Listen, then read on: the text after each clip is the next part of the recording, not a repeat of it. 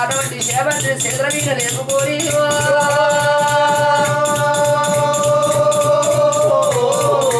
అయ్యో కలియేడు బిడ్డల్లా బిడ్డల్లరా అరే బిడ్డల్ల కత్తడు చక్రవర్తి కలియేడు బిడ్డల్ల కచ్చి ఏనాడు గట్ల అటువంటి కలియేడు బిడ్డల లసిపోయి చీకటింటి అడుగులు అటువంటి శివాల గద్దెలైనా ఆ ఇంటి లోపల సెల్లును అటువంటి ఆ చేపత్రి వేసి